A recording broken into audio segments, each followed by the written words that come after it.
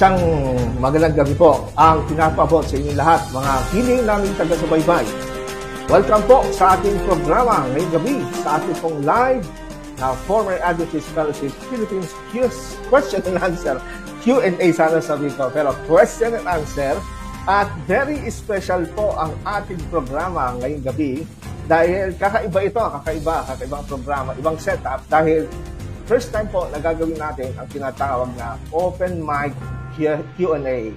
Open Mic Q&A. Ibig sabihin lamang po ng Open Mic Q&A ay bubuksan natin ang ating mga microphone doon sa mga nais na tumawag sa ating programa para maitanong po nila ang kanilang mga tanong na live. Yan po. Hindi po tayo magdidebate o anuman. Basta kayo po ay invited. No? Kayo po ay invitado lahat. Adventist, siyempre, mga former Adventist, kung may mga question kayo na gusto dinawin, para po pag-usapan natin. Yan po. Pag-usapan natin at yan naman po ang purpose ng ating programa. Kaya po naman tayo nag-open. Kasi gusto natin na maging bukas sa lahat ang ating programa. Ayaw natin na mag-discriminate.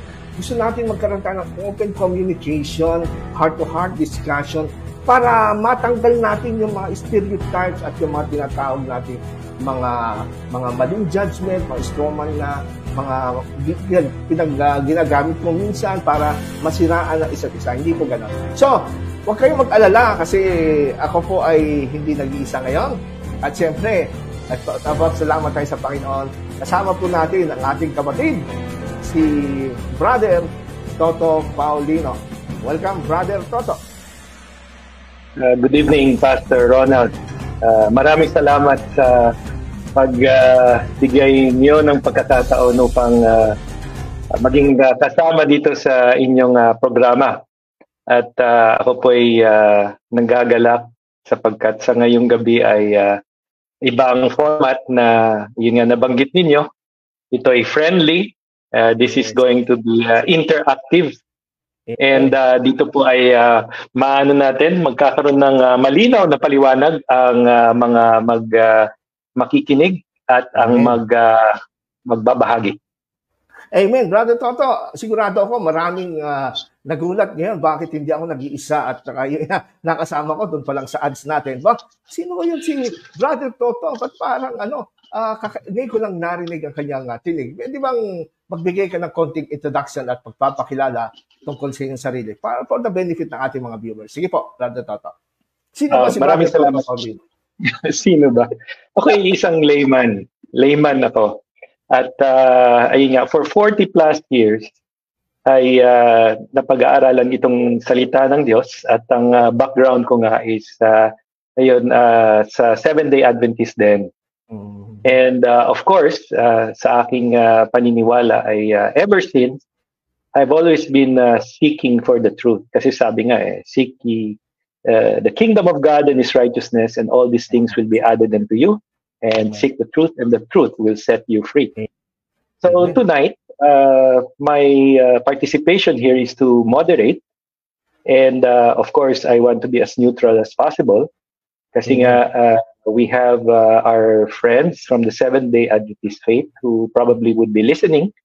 And we would like to keep this in a friendly manner. Kasi sabi nga naman sa Bible ni Jesus Christ is to love one another just as I have loved you. And all men will know that you are my disciples if you love one another. So this is done out of love. This is not something to bash, destroy. This is something to build faith.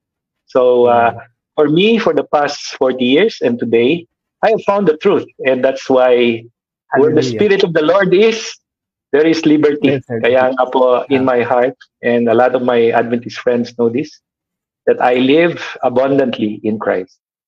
Amen. Amen. Hallelujah. Napakagandang witness. Ito po mga kaibigan, no? Wala kaming grudge or axe to grind na gagawin kaya namin ginagawa ito. Kasi gusto natin maging open sa lahat, lalo na sa mga kaibigan natin, Seventh-day Adventist. So, ini-extend natin itong invitation nito sa lahat, no? Maraming nakikinig ng Seventh-day Adventist or former Adventist kayo, hindi ito para i-open nyo yung mga galit at anger or angst. No. This is for you. It's time for you to ask questions. Gusto nyo maliwanagan.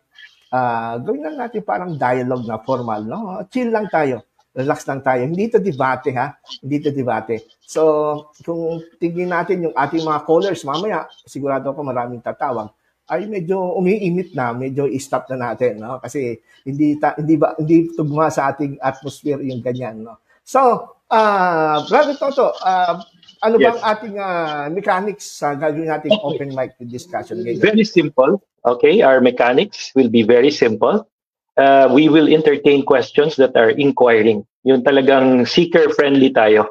Yung talagang pag naghahanap ng katotohanan, we will answer accordingly. Ngayon, wala itong paligsahan. We're not saying we are infallible. What we're saying here is that the presentation should be listened to and studied and fact-checked. And that is the first rule, is ask the questions with inquiring. Kung talagang walang confrontation. Don't confront. Okay, second kasi rule. Brother Toto, iba daw yung nagtatanong lang at iba yung tumatanong. Pag tumatanong, gusto nang ipitin yung sagot. No? Ay, mali yan sagot. Hindi yan. Ang tanong ko, walang ganon, ha? Kasi naranasan natin yun sa loob ng mahabang panahon na pakipag-debate. Yes. Alam na ng kalaban talaga yung sagot, pero ayaw nang tanggapin. Sabihin niya, hindi yan ang sagot. Ito ang tanong ko. Ganun. Hindi ganon, ha? Walang pilitan. Tama, Brother Toto. Sige, go ahead. Okay, the second rule is this is an interactive play. So, friendly tayo. So, para pang mga magkapatid lang na or magkaibigan na nagkakwentuhan, di ba? We need to position ourselves that we have Christ in us. So ako, very simple rule is that let the Holy Spirit move you. When you have a genuine question and you are genuinely seeking the truth, then ask the question. And Pastor Obidos, Pastor Ronald will answer the question. Kaya nga, the rule is very simple. And thirdly, we will give... By the way, Brother Toto, kung halimbawa, ayaw niya ng sagot, meron siyang gustong marinig na sagot para ipin down yung pwede ba yun? Okay. Anong mangyayari pagka gano'n? Alam niyo, ang paliwanag ay not to destroy, but to build. So, kung mayroong opposition, magbigay ng comment at saka magtanong din ulit kung hindi malinaw yung inyong paliwanag.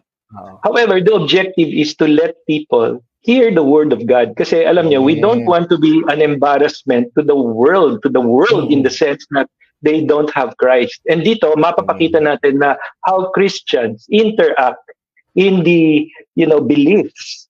May differences, pero yun nga, if we believe that we are Christ followers, then we will behave like Christ. Sabi nga ni Jesus, love one another just as I have loved you. So tonight, itong presentation na ito, kakaiba kasi we will present this in love. So kung yung mayroong hindi satisfied, magtanong at ipaliwanag din kung bakit. Pero within 15 minutes, we will end up kasi we'd like to give other people a chance. Now, kung mainit talaga na gusto pang magtanong, then we can reschedule. Okay ba yan? Mas maganda nga. Kasi to give chance nga naman sa iba na gusto pang magtanong online. Ano po? Tsaka ini-encourage namin na maging educational ito na yung mga viewers natin ay maraming matututunan. Kasi madalas pag nakita nila, nag-aasaran lang, nag-iinsultuhan lang, personalan, maraming aayaw at hindi naman manonood sa atin. So, let's make it educational, friendly atmosphere. Kung ayaw tanggapin ng halimbawa, ay may... At saka hindi ibig sabihin na yung mga magtatanong lang ang magtatanong. Kasi open dialogue to, 15 minutes. Kung magtatanong kayo, sasagot ako.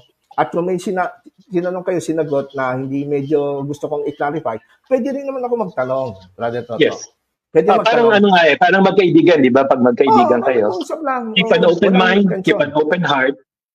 Keep an open mind, keep an open heart, and let the Holy Spirit move in you and through you. Dito ko lang malalaman talaga ang true Christianity at pakita natin sa mundo ng mga Christians, although may differences, hindi tayo uniform. We are united. Diba? So if we speak about the word, it is the word of life. And makikinig ang magdi-decide kung nabubuhayan ba ang kanilang pananampalataya o sila'y nagiging alipin sa kanilang pananiwala. Tsaka hindi natin purpose dito na ipakita na natalo sila, naipit sila, o napahinga. Hindi ganun ang purpose natin. No? We will not do that. Kung halimbawa hindi ko nasagot tanong, okay lang. Mag-aaral ulit ako para next week. Babawi tayo. We will admit if we don't know, and babalikan natin. And at the same time, we expect people, hindi tayo infallible, by the way. We have to make that disclaimer. We are not infallible. Kasi pagka ganun parang you claim to be God na. So, hindi na spirit ng Panginoon yun. So, yun po ang atmosphere natin. Kung ako yung mali, bakit hindi itutuwid? Alam ko naman aking sarili. Pagka mali, kabilang pa ako sa maraming ibang religion pinanggalingan ko. Inalisan ko kasi mali kahit ganun pa rin ang aking prinsipyo. Pag mali, di alisin. Kasi, pag mali. Pag tama. Mali, hindi ka ligtas ng pride mo Tama. So we're now 14 minutes into the program. Yes. And last week, it was very interesting. There's this gentleman. I have not met him personally. Talagang he was really masigasig po. Talagang sabi niya, papasukin niyo ako at may ipapaliwanag ako, may itatanong ako. And I love the passion of this gentleman kasi nga talagang mainit siya for the Lord. And I believe that he is very sincere. And I believe that he has something for us to learn. And I'm looking forward to hearing from him and yung interaction ng dalawa. Okay? Welcome, ganito po ang gagawin natin. Nakapasok na ba si brother? Yes, brother andito na siya. Nasa waiting room na siya. So, without further ado, if you don't mind, Pastor Ronald, let's proceed with the, we will ask him also for background. Okay, sige. So, natin yung una nating magtatanong, si Brother Dodong, Welcome natin si Brother Dodong sa ating studio. Wala pong video siya, ito hindi audio lang po. Yes, okay. So, Brother Dodong, good evening. I'll be taking over from this time, being the moderator ng ating konting question and answer portion. Maraming salamat po. We thank you for coming in and showing your interest dito sa Q&A. And I'm sure that tonight we will learn something from you. And without further ado, pwede nyo sana kami mabigyan lang ng konting background, not necessarily giving the full details. Magbigay po kayo ng background with regards to your being a Seventh-day Adventist. Yeah. Okay, Brother Dodong, pasok po. Naggabi? Mahina ata yung signal. Hello.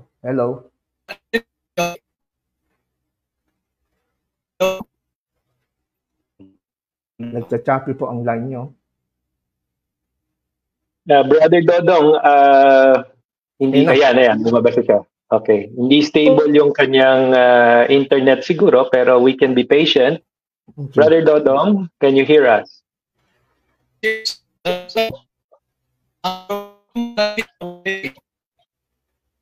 Mahina ata ang signal niya. Oo nga Pa-choppy siya, no? Choppy. Oo. We will ask Brother Dodong to please, try to fix his okay, connection. Huwag ka na mag-video. Hindi naman siya naka-video. Parang... Nakita ko sige. Yun. Okay. Audio will be... Audio. Okay. Kaya audio yan. Okay.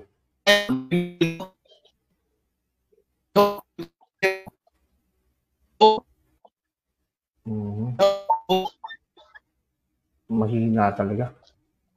Sayang, no? Sayang. Mahina signal. Sayang, paputol-putol yung kanyang, hindi ko rin maintindihan kung anong sinasabi.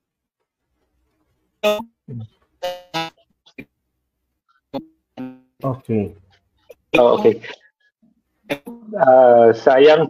Brother Dodong, subukan niyo po yung phone niyo kasi ako ay naka-phone din. Nakapasok din naman ako sa Messenger. I-press ko. Phone. Mas maganda yung signal niya sa phone. Okay, try niyo lang gawin yung sa phone niyo kasi nag-shift siya to computer. But in the meantime, sige. So, alam ko I think nakikita ko yung habang nag-aantay tayo. So, ang topic natin na gusto niyang linawin is yung Matthew chapter 5 verse 17 to 19. Siguro to start, and I'm sure naririnig niya naman kasi nakikita ko yung kanyang mga comments last week. So, basahin muna natin yung talata and let's see where we can start. Pagka nakapasok siya, then we can, sige po. Pag-usapan na natin. At kung meron naman gustong mauna, okay lang din. Mauna na magpapasok. Pero siyempre, para sa lahat. Okay, so itong ating Bible verse, do you prefer Tagalog o English na natin? Gawin na lang nating Tagalog-English para copy. Convert pareho, di ba? Okay, sige. Okay, ito yung sinasabi sa Mateo 5. Siguro gawin natin English na lang kasi international language naman to, Brother Toto. Sige po. Okay, so ito ibabasahin ko sa ESV o English Standard Version. Sabi dito, 5:17 to 19. Ito kasi yung ating gustong tanong sa atin ng ating viewer. Do not think that I have come to abolish the law or the prophets. I have not come to abolish them, but to fulfill them. For truly I say to you, until heaven and earth pass away, not an iota or dot will pass from the law until all is accomplished. Therefore, whoever relaxes one of the least of these commandments and teaches others to do the same will be called least in the kingdom of heaven. But whosoever does them and teaches them will be called great in the kingdom of heaven. Yan ang message ng John 5:17 to 18. Okay. Ito na ata siya. Ipapasokin na muna natin siya. Let's try again. Let's ask Brother Dodong to please come in. Kung makakapasok. Ayan, okay? Ayan, wonderful. Good evening po. Mas gwapo. Mas maganda pag nakikita. Gandang lalaki pala. Ayan. Ano na tayo? Mga maganda. I think I'm having difficulty of... Sandali. Sandali ha. Sige po. Kahit ako tuloy dahil kayo palang mga Adventist. So ganun it ba? will not be long for me to explain because 19 naman tayo lahat. I know, Brother Tubidos, because once bumisita ka dito, hindi lang tayo nagkapag-usap. Saan ba yan? Doha. Doha, yes. Nandito ako. Kaso nga lang, nag-request ako kay Toto na hindi ako pakita sa live because I'm working here na nasa office ka? Now, I do not want to be interpreted that I'm doing lectures because I've been doing lectures in some organizations na nagiging issues. Okay. Ako ng kay pabor kay Toto na hindi ako magla-live. So, yes, makipag-interpolate ako sa inyo on voice lang. Is that okay? Yeah, okay. Okay, ito po, moderator po ako. So, everything will pass through me. We will keep it, quick and good. Kasi, alam nyo, based on experience, pagka nakikinig ang mga madla, ay pag humahaba, wala nang naiintindihan. Nagiging emotional. So we will have to be very concise and the question needs to be answered. And it has to be clear and concise. Huwag tayong here or there and everywhere. Huwag yung ini, mini, mini, mo. Diba? This verse and that verse and the rest to go. So, kailangan eksakto talaga in context using the Seventh-day Adventist hermeneutics of grammatical and historical. Okay ba po kayo doon, Pastor Ronald? Yes. Mas maganda. Okay. Para professional ang dating. Sige po. Okay, so let's give the time for pumasok na ba ulit si Brother Dodong? Sige, Brother Dodong. Okay, go. Pwede na ba? Okay, go ahead. Okay.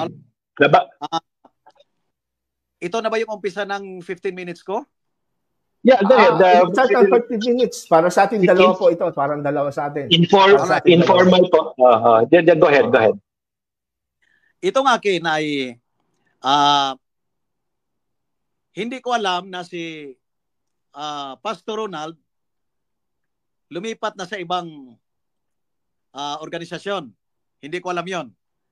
At hindi ko rin alam na si Toto galing din palang ISDE ngayon nasa ibang denomination na. And I'm happy to hear about that because who knows? Thank you po. Tayo. We do not know. Either in your fence or go back to the same fence? We do not know. Alright. Amen. Now, masaya ako makipag-usap sa inyo dahil hindi ako mahirapang magpaliwanag and probably ma-anticipate ninyo yung aking banat ngayon dahil ito nag-shoot up ito when nakita ko si Pastor Obidos na nag-live. Bakante naman ako. Kumakain yata ako ng lunch noon. After the church, Sabado yon. Nakinig ako. Pagkatapos noon, I was really, kasi pinakinggan kita from umpisa na, by the way, bago ako salita, gusto ko lang i-request sa dalawang gentlemen na to na sana itong ating discussion ay dito lang sa ating inyong program. And I do not want that this whatever statement here kukunin at bigyan ng palaman tulad nung ginagawa ng ibang mga discussion na kinukuha statement out of the context tapos nilalagyan. Tama. So atin-atin lang ito because if there are confrontational issues here, I am willing to join with you once again, maybe twice, 3 times, or many times, hanggang magkasundo tayong lahat. Kasi nasa isang doktrina naman tayo, nagkahiwa-hiwalay tayo because for some reason that we do not know. Now, ngayon, ipagpatuloy ko. Now, habang nung sinabi ni Pastor Obidos na kung sino mang gustong mag-join, I will give you the chance to join into the podium and do the discussion. Nakinig lang ako. Nung na-discuss yung Matthew 5:17, ay nag-ingay na ako nang hindi nakasama ang 10 Commandments. Alright? This is the point now. Kasi expound ko dito, bakit ako nag-ingay? Because gusto ko talagang mapansin. At that time, I'm very excited. Now ngayon, hindi na masyadong excited because lumipas na yon. Marami nang nakapag, some people are sending me messages out of that discussion. But I'm happy because at least the interest of learning God's Word is there. Alright. Now, unang-una, I'm sure na mayroong mga SDA ngayon, mga kasamahan nyo dati, kasama ko hanggang ngayon, na SDA. I want to put my premise here that I don't represent the SDA. Okay. Alright? Hindi ako nag-represent ng SDA because I'm a church member, but I'm not an officer of the church, nor I'm representative of the church, nor I am minister of the church. But hanggang sa buto ko ang pag-accept ng katotohanan about the doctrine of an SDA church. Now, kung magkamali man ako, it is purely mine and it has nothing to do with the Seventh-day Adventist. It is purely mine. Haharapin ko itong kusang loob na sariling akin. But this interpretation, it is because founded ito sa paniniwala ko sa Adventist. So kung magkamali man ako, it is me, not the SDA.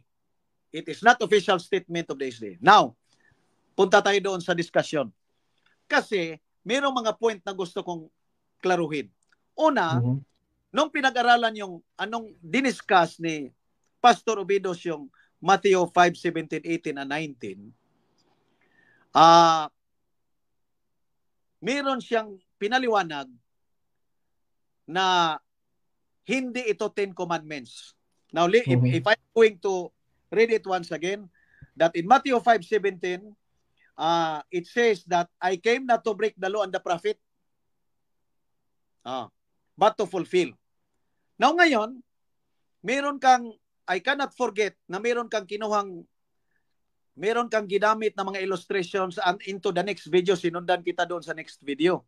But in your discussion, ang paliwanag mo na ang the law on Matthew 5:17, hindi yan 10 Commandments. Tapos kumuha ka ng reference doon sa Bible study lesson na you're quoting the statement from ano yung school na yon? University? All right. But Andrews Study Bible po 'yun. Hindi po Sabbath School lesson 'yun. Andrews Study Bible. Now, nung binasa ko, including the interpretation of the Jewish rabbi, including the traditions of the Jews, parihas. Parihas yun. No? It speaks of the first 5 books, the Pentateuch in the Old Testament. That the law refers to that first 5 books. Now, ang nakita ko, na hindi ko matanggap kasi nung sinabi mo na, therefore, hindi 10 Commandments ito. Ang Matthew 5:17 that it refers into the law. Yung batas, yung kautusan. Kasi sabi mo, ang sabi ng mga ng Bible scholar ng Seventh-day Adventist is that it refers to the 5 books of the Old Testament. All right. Now, binasa ko rin dito, I will be supporting, laliman ko pa, dagdagan ko pa yung paliwanag na it is the first 5 books. In fact, doon sa tradisyon ng mga Jewish, meron din silang paliwanag na the law and the prophets means itong dalawang naunang libro sa kasulatan sa Jewish holy book nila. Now, assuming hindi ko man sabihin mali yung sinabi ng tradisyon ng Jewish rabbi na explanation. Hindi ko rin pwedeng sabihin mali yung sinasabi ng scholars nung keynote mo sa Bible lesson. However, even if those things are true, even if the 2 references are true, yung sinabi mo at yung sinabi ko ngayon na Jewish tradition, kahit sabihin man natin totoo yun, hindi pa natin nakuha yung context because those people did not have the opportunity to discuss with us and kasi kung sasabihin kong if I will hold it true na tama yung sinasabi nila, now, saan ba sila ngayon? Still living as an Adventist. Nasa SDA pa rin. So therefore, kung kukunin natin yung discussion nila to disprove what they are living today, who they are today, is totally wrong. Because kung i-interpret natin yung statement nila to go against their principle, what is the reality? SDA sila eh. Adventist pa rin sila. So sa tingin ko, hindi magamit yun to disprove the Seventh-day Adventist doctrine. Sunod. Even if it is true, gamitin natin, hiramin natin ngayon to disprove the Adventists that they are wrong. Now, where can we find the 10 Commandments? Saan ba natin nababasa ang 10 Commandments? Nasa New Testament? Nasa mga international reference? Nasa Britannica Encyclopedia ba? Kung sasabihin natin nasa first 5 books of Moses, what about the 10 Commandments? That law written by the finger of God doon sa Sinai. It is there in the 10 Commandments from the very beginning. It is in Exodus. So therefore, what's wrong with the 10 Commandments? Itong nakita ko, sabi ko, I think there is a very good time for Pastor Obidos to explain. Kasi ang nakita ko, while you are disproving that it is the 10 Commandments, kasi nga, totoo, you are right, na most of our laymen are thinking that kung sasabihin nilang I did not come to break the law, that law refers to the 10 Commandments. All right. Now, maaari bang nagkamali ang liman nung sinasabi nilang 10 Commandments nga yan? All right. So kung pakinggan ko yung explanation mo, inapasok din eh. Nasa Old Testament din eh. Now, the 10 Commandments is actually written inside the first 5 books of the Bible, which is in Exodus. So ano ba talaga ang problema ng 10 Commandments? Bakit i-exclude natin ang 10 Commandments dito sa Matthew 5:17? What is really our problem? And I want your explanation on this. Not to go back on that because not to go back on your reference that according to that Bible scholar ng Adventist, given na. Sabihin natin tatanggapin ko. Though I am not bound on it because it is my faith. Pero sabayan ko, including yung Jewish rabbi, pasok pa rin ang 10 Commandments eh. Kasi ang 10 Commandments ay written nasa Exodus nga. So ano ba talaga ang nagiging matinding or sabihin nating mabigat na rason na ang 10 Commandments ay nawala na? Akala ko ang sinasabi ni Pastor Obidos na yung Ten Commandments ay kasama pa rin. Ni-review ko uli yung presentation mo kasi after napikon ako na hindi man ako pinapasok, di umalis ako kasi meron akong appointment meron akong meeting sa labas. Nung umalis ako, I was just scanning into the discussion. Marami nang nag-comment doon sa comment ko, din sabi ko, alright, I will discuss it later. Chinik ko uli yung video. Nabanggit mo doon na wala na ang Ten Commandments. Ito yung second point. While I am opposing your contention na wala na yung Ten Commandments sa Matthew 5:17, I oppose. Kasi hanggang hindi ko matanggap yung discussion mo using the Adventist scholar to disprove that contention. Pangalawa, doon ako, hindi ko matanggap yung sinabi mo ang wala na ang Ten Commandments. Now, I would like to be frank because you might be using the word ulitin ko ha. Hold on, kung lumagpas na ako ng time. Go ahead. Go ahead. Opo, we're listening. Makikinig po kami. Alright. Ang Matthew 5:17, merong sinasabi dito, do not think that I come to abolish the law or the prophet. I have come to abolish, not come to abolish them, but to fulfill them. Itong word na fulfillment, the word fulfill, dito nagkaroon ng problema kahit mga born again, Pentecostal, and etc. Kasi itong fulfillment, akala nila, ang fulfillment could mean abolishing the law, which is totally wrong. Totally wrong. Kasi ang mga bagay na nawala by fulfillment, covenant, prophecy, but not the law. It cannot be, a law cannot be abrogated, a law cannot be rescinded, a law cannot be repealed, a law cannot be abolished by mere fulfillment. Example, let me prove my point here. Kasi alam ko, may maganda ring explanation si Pastor Obidos, but since time ko to, let me expound my point. Bakit hindi na-abolish ang Ten Commandments by fulfillment? Bakit?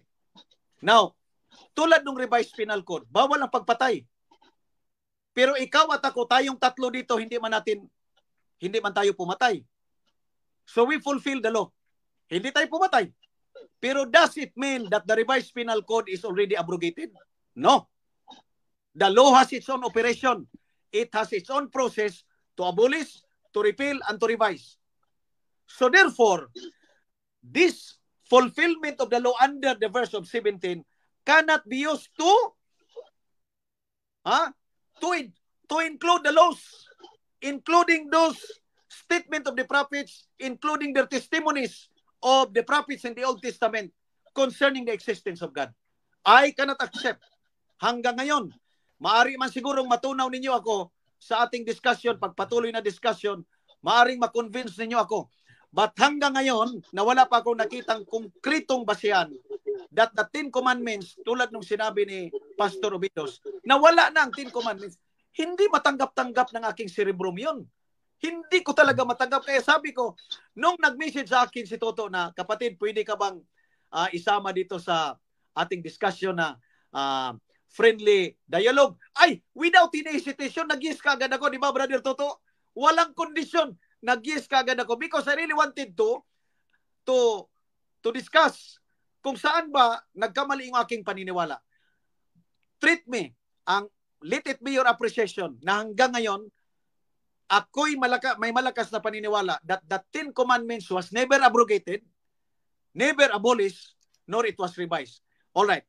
Una, dahil yung the word fulfillment, that was my discussion kasi karamihan sa nagsasabi, fulfilled na nga yan, Brad. Ang mawala pag fulfillment, promise, covenant, and prophecy. Pag ang prophecy ay na-fulfill na, tapos na. Pag ang covenant ay na-fulfill na, tapos na. But the law, by fulfillment of anybody, the law will remain. Sabi nga ni Propeta David sa kanyang mga sinulat doon sa Psalms, sabi niya, thy laws are pure and everlasting. Everlasting. Kasi ang Panginoon hindi magkakamali. Nung sinulat ng kamay niya doon sa Sinai, God never committed mistake. God will not change. Paano maging mawala ang Ten Commandments? Unang-una, walang problema ang 10 Commandments eh. Oh, thou shalt not kill. Problema ba yon? Oh. Thou shalt not bear false witness against thy neighbor. Karamihan doon, thou shalt not, thou shalt not, thou shalt not. Oh. Then comes now the position of our brothers na wala na dahil wala nang silbihan, it has curse. Now, dito ngayon sa curse, itong may curse, mukhang may problema yata. Because people who are living and still keeping the law are living under curse of the law. Mukhang may problema tayo kasi hindi 10 Commandments yun. Ang may problema dito sa under the curse of the law, kasi pag hindi mo matupad ang kautusan ng Panginoon, including especially the Sabbath, kung hindi ka, during the time of Moses, if you committed mistake or violation against the Sabbath, you will be stoned to death. Hindi ba problema yan? There is curse under the law. However, the stoning to death is not found in the 10 Commandments. It is not there. These are what we call ordinances.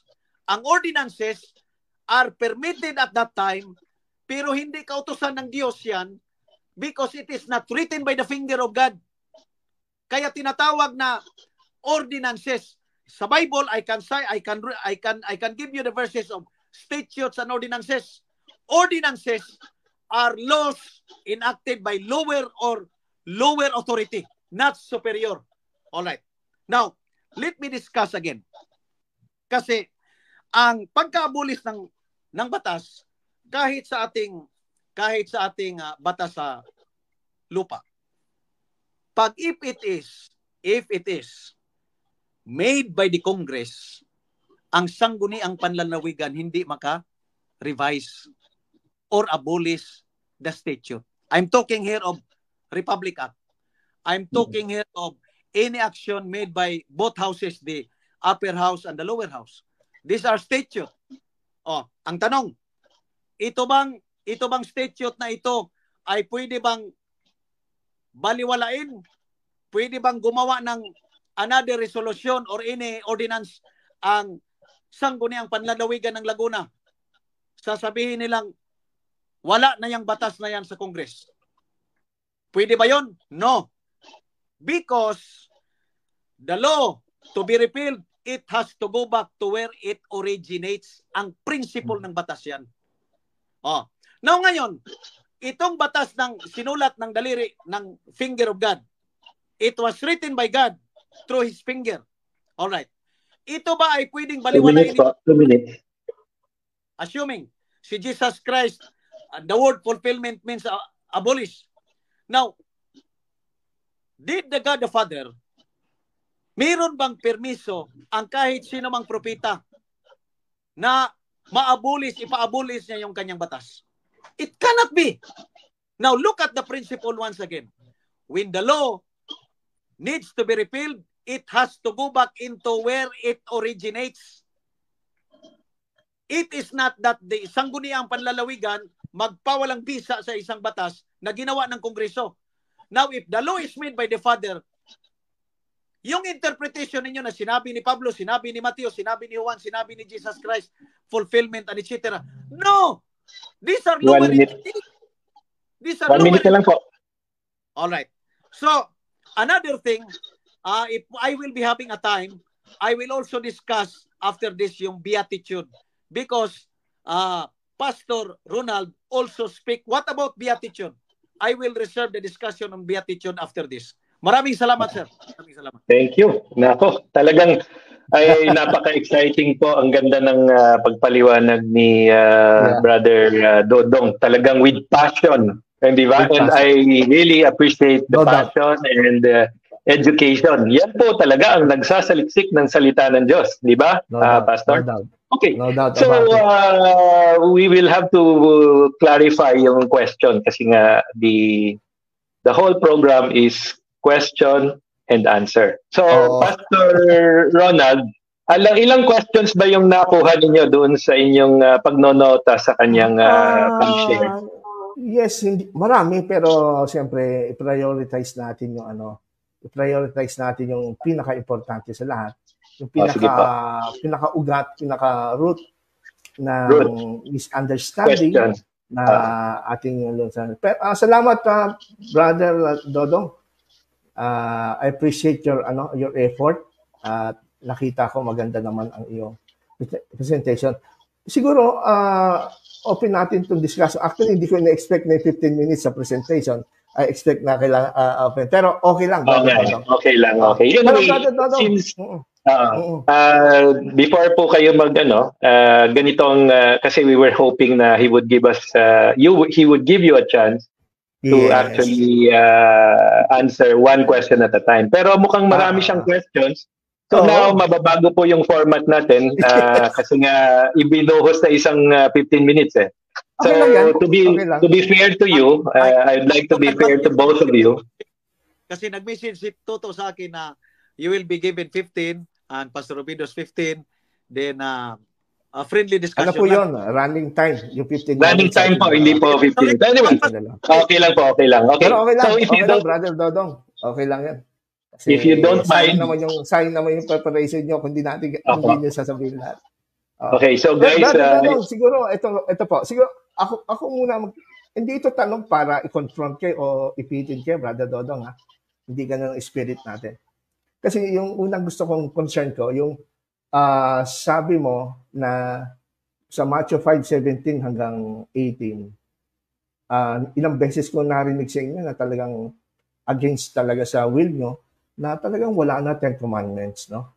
At maganda yung point na raise up nyo, na sinabi nyo, kung ito'y Old Testament books, at ang Old Testament books, like Exodus tsaka Deuteronomy, nakasulat doon ang 10 commandments, di ba? Ganun ba yung gusto nyo sabihin? Yes po, so, yes po. Actually, na-address ko rin yan doon sa aking article. Sinabi ko rin yan sa aking article. Ito ngayon gusto kong makita ang sagot sa inyo, no? Kasi kung totoo naman, hindi ako tutol doon, na talaga nakasulat pa rin sa Bible natin, sa Exodus 20 at Deuteronomy 5 and 10 commandments. So, parang sa conclusion na, therefore, hindi nawala. No, doon naman sa article ko, sinabi ko, yes, nakasulat pa yan, kasama ng iba pang mga commandments sa Old Testament, na yung 613 laws, nakasulat din sa Old Testament ng Bible natin, pero bakit hindi nyo naman sinusunod? Bakit 10 commandments lang? It may answer? Sige po, yun nga gusto ko malaman. Sige po, go ahead.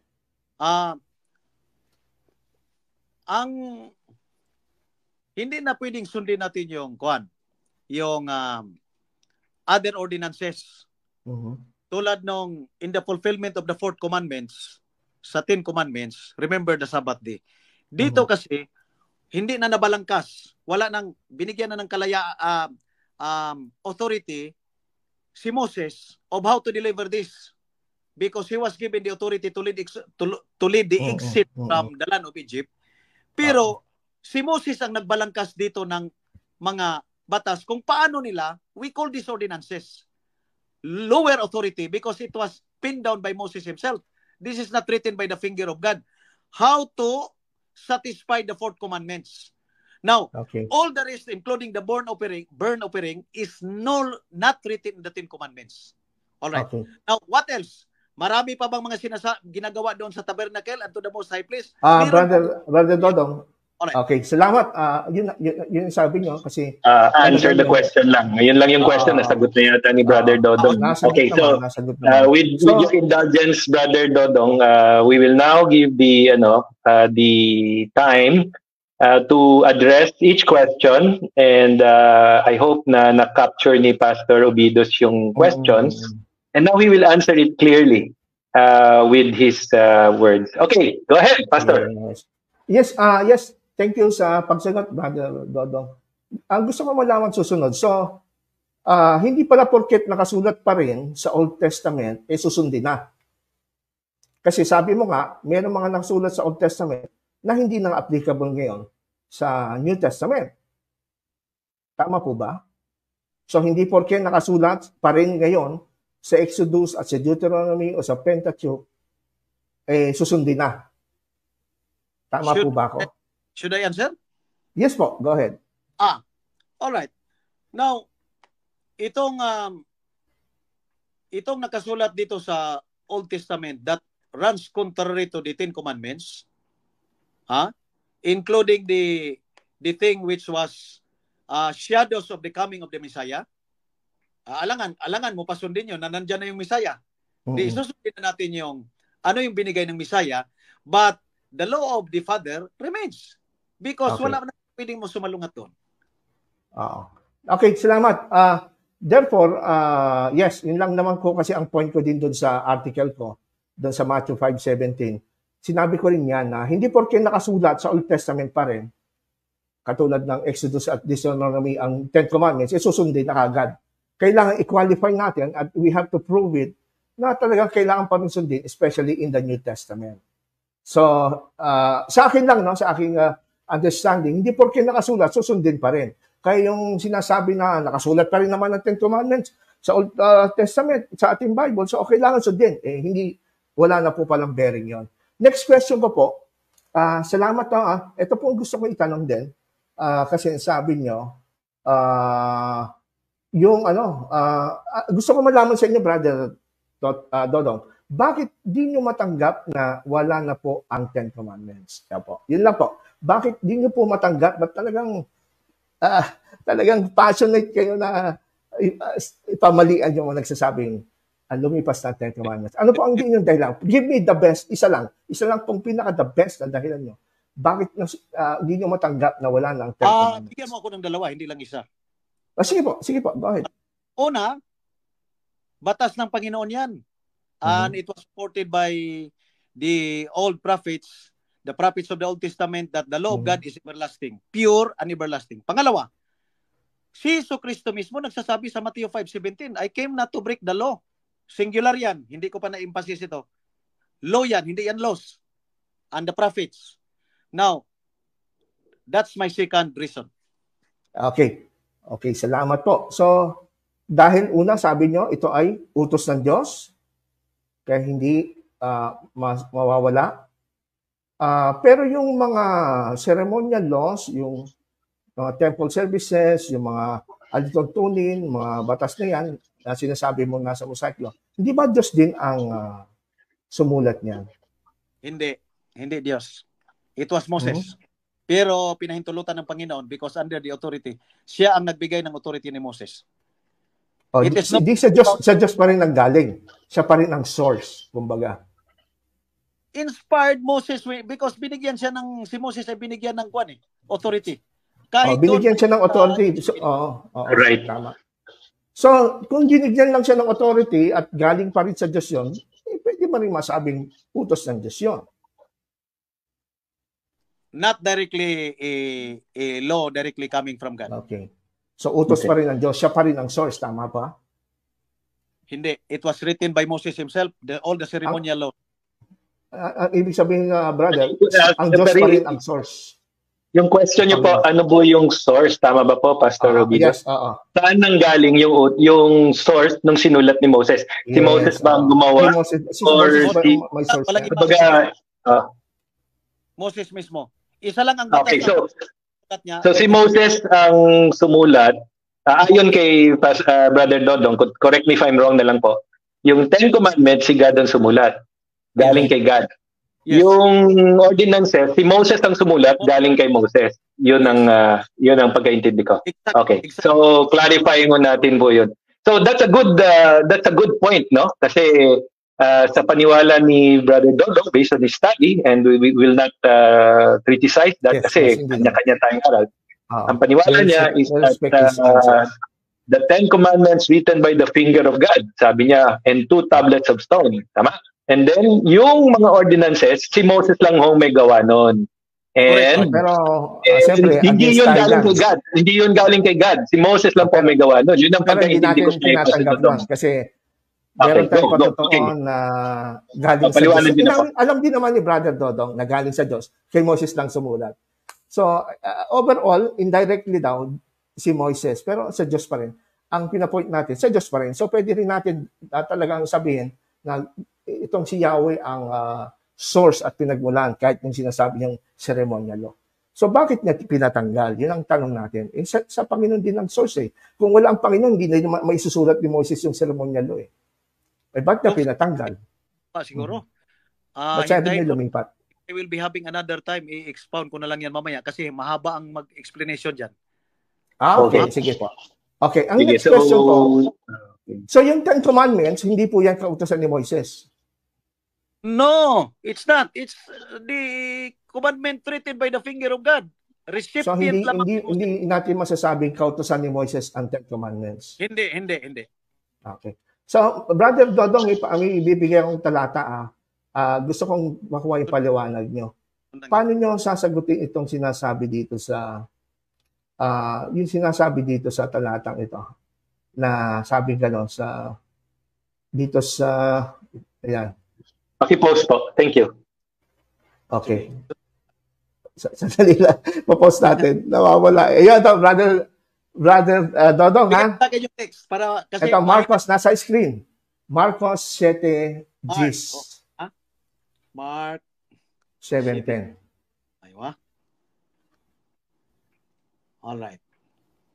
Sabi po diyan, for Moses said, honor your father and your mother, and whoever reviles father or mother must surely die. Sino nagsabi daw na igalang mo yung ama't ina? Si Moses o ang Diyos? Itong quote ni Mark is clearly from Moses. So, masasabi natin, law of Moses, ang Ten Commandments. Hindi. Hindi Ten Commandments to eh. Pero, honor your father and mother, pang 5 utos yan, di po ba? Pagtapos ng 4th Commandments. Pero itong kinote dito ni Mark, Moses said, it's not the Ten Commandments. So, yung honor your father and mother? Maaring mayroong mga specific ordinances si Moses about respect to the parents, kasi meron siyang ginawa mga penalty clause doon eh. Sa Ten Commandments. Sige nga po, bigyan niyo yung talata sa akin outside the Ten Commandments na honor your father and mother. Ito. Sa Old Testament. Sa Old Testament? Apo. We have to ask Mark kasi si Mark ang kumuha ng quotation nito. He was referring to Moses as Moses said. Because if it is from the Ten Commandments, why Mark bakit pa paligoy-ligoy si Mark kung sabihin niyang as the Ten Commandments said? So, mayroong pagrespeto si Mark dito sa Ten Commandments, but he was quoting in this particular instance Moses. So, ibig niyong sabihin, Brother Dodong, sa Old Testament, 2 beses sinulat yung commandment na honor your father and mother. Bukod sa 10, meron pa sa Law of Moses. Isa lamang. Sa Ten Commandments, there is only one provision about honor the father and the mother. Bakit sinabi ni Marcos na si Moses ang nagsalita? Si Mark ang nag-quote dito. I cannot... nagkamali si Mark? Ganun ba? Mark. This is Mark quotation. Nagkamali ba si Mark? Maring hindi. Maring it's all up to you. But this is not the Ten Commandments. Kasi klarong sinabi ni Mark, Moses said. So nagkamali po si Mark niyan. So mas tama kayo dahil sabi niyo si Moses hindi para sa akin, hindi nagkamali si Mark if I am going to read and comprehend the statement. Because Mark quoted Moses said. Nga. Ang Biblia naman, hindi lang naman yan ang nakasulat sa mga ordinances. There are other ordinances at the time of Moses that are not codified in the Old Testament. Marami. If I am going to cite you another example, during the time sa Tabernacle, ang dami. Hindi na nasama dito sa Old Testament. Okay. Tapos yung may question po ako. Yung sabi nyo kasi, ang Ten Commandments, eternal. Tama po ba yun? Yung aking narinig. Ibig sabihin, pag sinabi eternal, sa Garden of Eden, bago pa ang kasalanan, may Ten Commandments na. That's wrong. Alam mo, di ba dito, maraming mga statement dito. May kautosan doon, but not the Ten Commandments, because the Ten Commandments was handed over to Moses. That's all, period. So hindi siya eternal? Yes. Hindi eternal. Paano? Kasi po ang tanong ko kanina, ang Ten Commandments ba para sa inyo eternal? Sabi nyo kasi, oo. Sabi nagpatotoo ang the old prophets. So many verses in the Old Testament saying that thy laws are pure and everlasting. May problema ba tayo doon? Hindi ba talaga everlasting ang Panginoon? Nagkamali ba ang Panginoon? Hindi, Ten Commandments Kasi po. Brother Dodong, Ten Commandments ang tinatanong natin. I'm talking about straightforward. May problema ba tayo sa Ten Commandments if it is everlasting? Kasi gusto kong So everlasting po ba? Eternal po ba ang Ten Commandments? I-clarify ko lang. Eternal po ba ang Ten Commandments? So, meron pa siya sa Garden of Eden. Meron na siya sa Garden of Eden. Sabi niyo kasi kanina, wala eh. So, nagtaka lang ako, meron bang eternal tapos wala sa Eden? Yun lang po ang ano. Yung tanong mo, Pastor, mali. Mali yung premise ng tanong mo. It was founded on a very wrong conception about the Ten Commandments. Why you have to bring Eden into the discussion of the Ten Commandments? Why? Was there Moses in the time of the Eden? Okay. So panahon lang ni Moses ang Ten Commandments? Of course. Napakaklaro yan. Praise the Lord. Kasi nalito lang ako kasi Brother Dodong, sabi ko, eternal ang Ten Commandments. Pag eternal, walang pinagsimulan. Hindi mo ba? Malinaw. Ang pagkakaintindi mo sa eternal, baka ang gusto mong ipalabas na nandoon na sa simula. Ang simula siguro sinasabi mo, Eden. Pero ang simula na sinasabi ko, yung pagbigay ng Ten Commandments when it was handed over to Moses. That was the beginning. Yun ang simula ng Ten Commandments. Because you cannot to me. Very clear. Go ahead. How do you define eternal po? Ano ba ang definition niya sa eternal? Pag sinabi ang Diyos ay eternal, may simula ba ang Diyos? That's totally different if you are going to use that to describe God. That's totally different. So pag itabing eternal life, parang eternal life may pasimula, ganun sabi niyo. Eternal life? Mukhang lumayo-layo na tayo sa paksa, pero hindi, andun ako sa term kasi na eternal. Andun ako sa term na eternal kasi gusto kong malaman. Kasi sa inyo, hindi nawawala ang Ten Commandments. So, dalasan kasi. Sabi ni Kwan, we may have jumbled the words, but the exact word used by Prophet David, ang sabi niya, thy laws are pure and everlasting. Okay, thank you, Brother Dodong. So, ito. Sa eternal naman, sabayan din kita. Pero baka magkaiba yung ating eternal. Baka ang gusto mong ipalabas ng eternal mula sa Eden at hindi matatapos. Wala namang commandment sa Eden. Ngayon ko lang narinig ko kasi yan. Ngayon ko lang narinig. Eternal may simula. Take note po. Brother Dodong, ito next question ko. Okay. Kung kay Moses lang. Kung kay Moses lang, Brother Dodong, kung kay Moses lang nagsimula ang Ten Commandments. So ang Sabat, nagsimula lang kay Moses.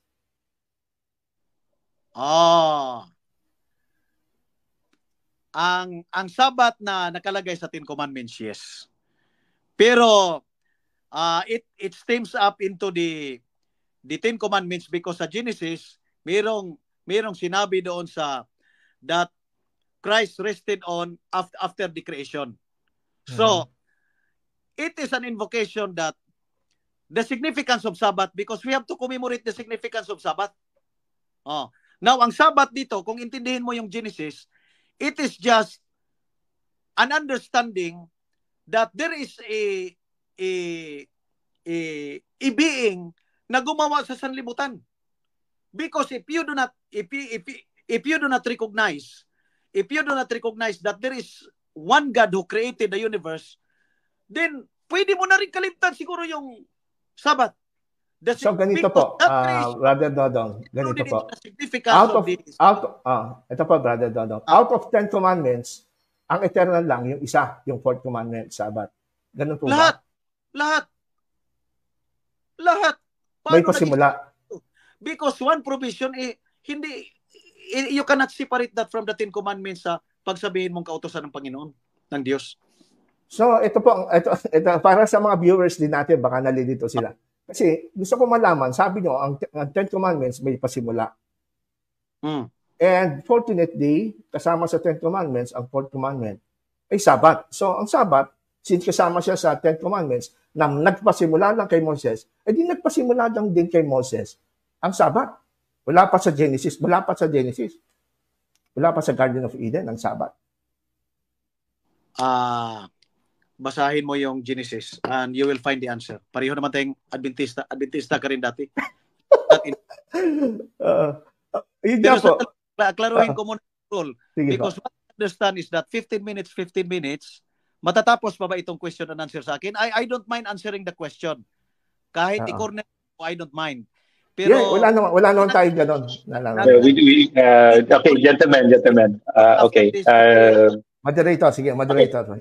Okay, can I have the floor, please? Okay. Sige po, So, for the past 45 minutes, maganda po yung inyong question and answer. So, I hope you were taking note of the flow of the questions coming from kay Brother Dodong.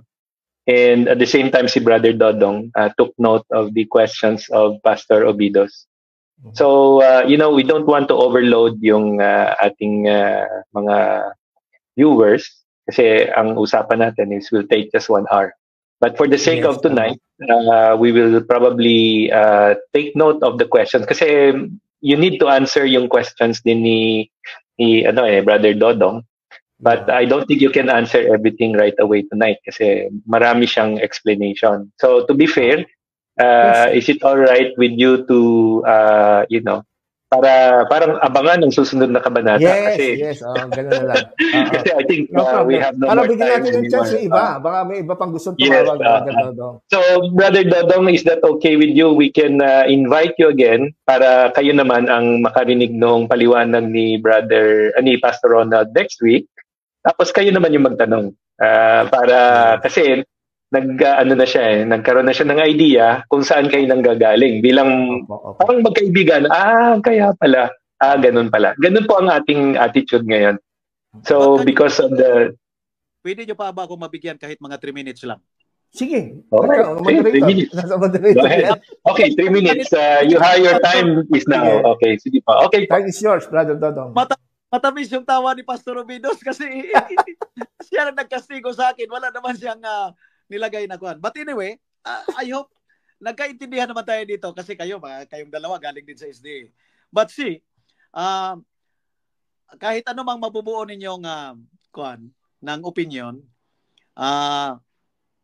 ang posisyon ko dito is that dalhin nyo man ang kautusan doon sa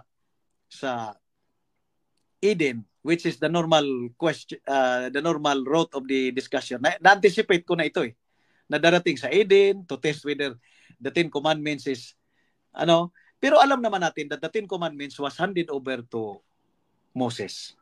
Now, the 10 Commandments is not a law only for the Israelites, not only for the tribes of Judah, because Moses is not from the tribes of Judah. He is Levites. But a Levite who received the 10 Commandments, and that is written by the finger of God. And as I said, wala kahit sino sa atin dito sa mundo ang makapag-justify, makapagsabi na wala na yung 10 utos na sinulat ng Panginoon. Kasi we are not of equal being to God to say that the law was abolished. And besides, it takes God the Father Himself to say so kung na-abolish na ba ito.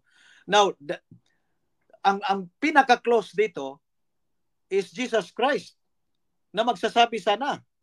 But the same thing, the Matthew 5:17 breaks everything. Lahat ng contention ng Pentecostal, born again, and other Sunday-keeping religion, pumatay ang Matthew 5:17. Kasi si Yesu Cristo mismo nagsabi, I came not to break the law. Now, take 1 minute. Alright. So, hindi po ako naniniwala hanggang ngayon. Hanggang ngayon, ginisa na ako na ilang bisis ng ganito ring katanungan, even more than this. But still, it cannot prove, not even one person can disprove that the 10 Commandments remains the same. Now, ano bang sinasabi sa huli?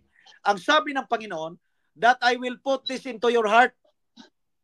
Now, let's test. Kung totoo ba yung sinabi ng Panginoon? Punta tayo sa Russia.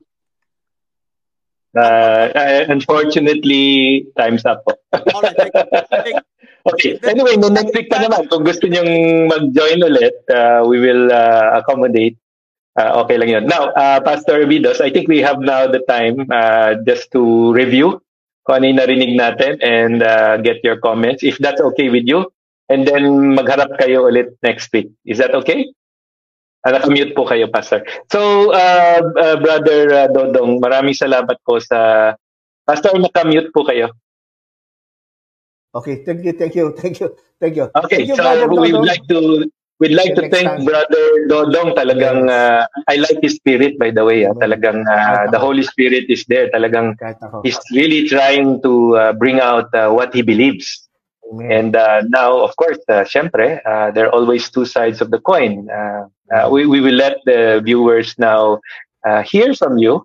And then if kung hindi naman matapos, then we can continue next week. Di ba? Parang yung may abangan ang susunod na panata. So, Amen. Pastor, doon lang sa na-capture ninyo na mga questions, probably we'll cover that. And you just let me know kung na-cover nyo na yung questions na satisfied kayo na sagot na. Okay? Let's do it. Sige. Yes, yeah. Ito open discussion na natin dalawa. At siyempre, babasa rin tayo ng mga comment ng ating mga readers. Go ahead. Sige na po. Let's, okay, go. Bigyan natin sila ng chance at binabati natin sila, no? Siguro batiin muna natin sila para magkaroon tayo ng break, ano? So, binabati natin si Brother Henry Bahan. Good evening, Kuya Ronald. Sabi niya, di naman po kagalit-galit kung lumalabas. Sadya po, natutupad na po ang hula. Okay lang yan. Yung mga tinutukoy niya tayo na lumalabas, di naman kagalit-galit. Praise the Lord.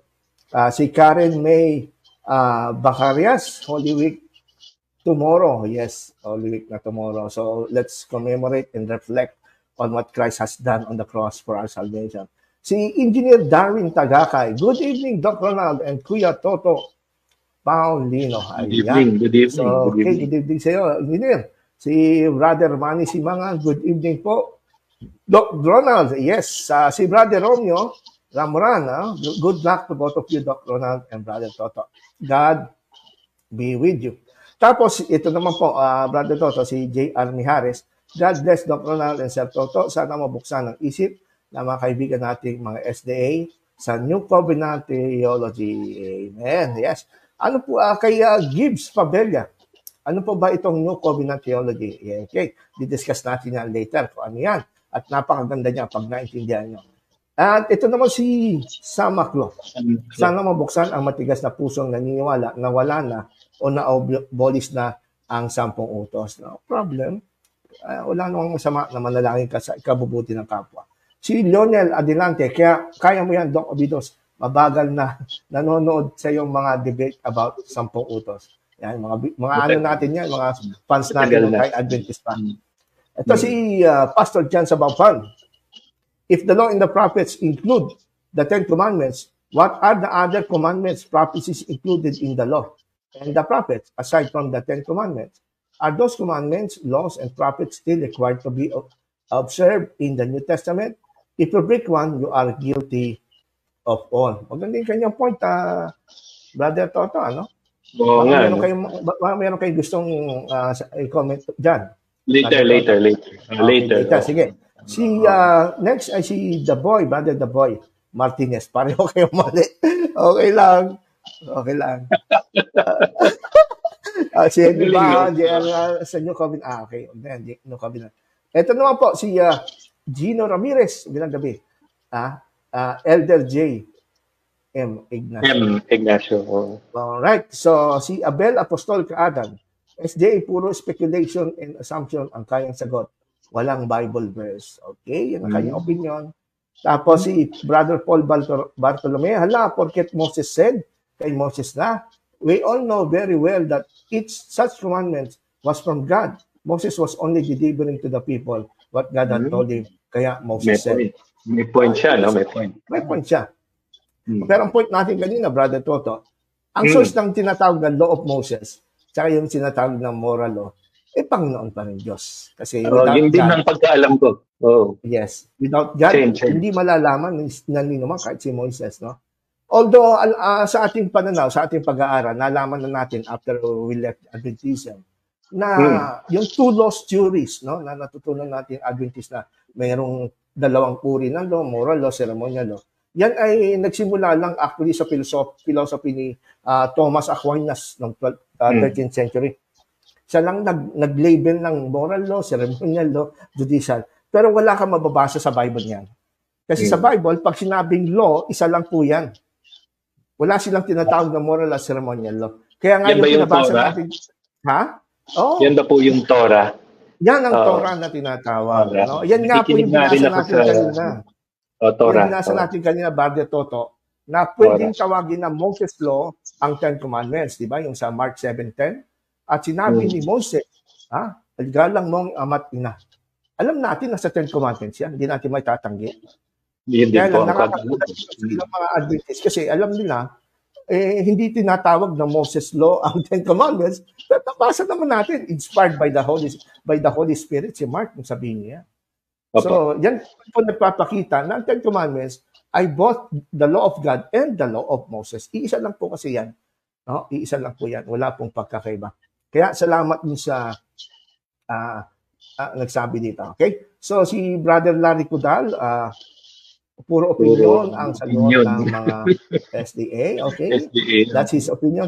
Si Pastor John Samapan, si Jesus po ang nagsasalita sa Mark 7:10. Oo nga, no? Yung kinot natin. Good point. Kasi good kaya point. na red letter eh. Di ba? Red letter, kaya na red letter good point. yung nabasa natin kanina sa Mark 7:10. And Moses said, ang Diyos mismo nagsabi eh. Sabi ni Moses. Oo. Good point. Thank you for that. Thank you. Yung binasa natin kanina sa Mark 7:10. Jesus nga pala nagsabi nun. Okay. Si Jesus hindi sa Mark. Red letter nga. Red letter. So, Jesus said it. Tama ang ating paniniwala na ngayon, pag sinabing law, isa lang po ang law. Kaya pag sinabing nawala na ang law ay anino, yung 613 laws na yon. Kasama na doon ang 10 Commandments. Kung napansin mo, Brother Toto, tinanong ko si Brother Dodong kanina, ba't hindi mo matanggap na wala ng kautusan? Maganda naman sagot niya. Kasi sabi niya, utos ng Diyos yan eh. Tama. Utos ng Diyos, kay Toldo, kay Tulded. Dapat buong 613 law, andito pa rin sa New Covenant. Bakit 10 Commandments na lang? Yun ang aking point naman dyan. So may pinipili kayo. Yan ang problema pagka nanatili po tayo sa two laws juries na tinatawag. No? Okay. So, yan. So, magandang point to. Salamat, Pastor Jan. The Ten Commandments, sabi ni Brother Romeo Ramoran, the Ten Commandments is also called the Law of Moses. Yes, because Moses was designated by God. Siya ang tagapangasiwa ng kautusan. Amen. Tama. Salamat. Very clear. Tama nice. naman, ano? Very nice, Tama. ano? Si J.R. Mijares, honor your father and mother. Fifth commandment, yan. Yan nga po. Very good. Hindi naman pwede na nakasulat sa TED, nakasulat pa sa Law of Moses. Kaya talagang weak talaga ang ganong paniwala, Brother Toto. No? Ito naman si Brother Larry ko lang. Dito, ko na, okay. Hindi naman siguro. Hindi naman pikon si Brother. Ganda nga ng kanyang demeanor. Passionate lang. Abang binabasa namin ito, nag-aantay kami na gustong tumawag. No? Mag-message lang po kayo sa amin para bibigay namin sa link para makapasok kayo dito. Kasi maaga pa naman. Tingin ko, alas 9 tayo dito. Brother Toto, kung lolobin ng Diyos. Sabi naman ni Joy Ervit Flores Ortiz, masyado ninyong tiniteknikal yung sinabi ni Moses, igalang ang mother and father. Natural, dahil bigay ng Diyos yung utos, normal yan na ulit-ulitin ni Moses sa mga sermon niya ang utos. Kaya pwede sabihin natin, sabi ni Moses, pero hindi ibig sabihin na siya ang gumawa ng 10 commandments. Hindi naman natin good sinasabi. Point. Maganda naman. Hindi nga yung sinasabi nyo na ang Diyos ang nagbigay nun, hindi ba? Yes. And Moses is the deliverer. Siya ang messenger. Tama. Good. Good. Edi pwede rin tawagin Law of Moses ang 10 Commandments. Kaya nga Mosaic Law, di ba? Di ba? Hindi yan sikreto, Pastor, na ang 10 Commandments is also part of the Mosaic Law, di ba? Exactly, no? Tama po yan. Okay, so ito naman si Brother Gibbs. Sabi na Brother Gibbs Familia, ano ba ang tama dito sa dalawang talata, Mark 7:10? For Moses said, honor thy father and thy mother, and whoever cursed father or mother, let him die the death. Sapagkat sinabi ni Moses, igalang mo ang iyong ama at ina, at ang umayaw sa ama at ina ay mamamatay na walang pagsala. Lindang tama dyan. For God commanded saying, honor thy father and mother, he curses the father. Kinot din niya yung account ni Matthew, no? 15:4, na ganun din ang sinasabi. Ang sinasabi naman, God commanded. So siguro ang tanong sa atin ni Gibbs Varela, kay Mateo, nung kinot niya yung sinabi ni Jesus, sabi naman ni Jesus, God commanded, honor your father and mother. Pagdating sa Synoptic Gospel, kasi pareho lang naman yan eh. Kay Sign Mark, up. kay Joshua, kay Mark. Oo. Kay Mark naman, for Moses said, honor thy father and mother. May Tama. kontrahan ba dyan? Walang kontrahan Wala, dyan. pareho lang. Bakit? Kasi yung law of Moses and law of God, iisa lang. Yan ang gustong sabihin yan. Very clear, very clear. Very clear, di ba, Brother Toto? Yeah, ito Matthew 15:4, tignan mo.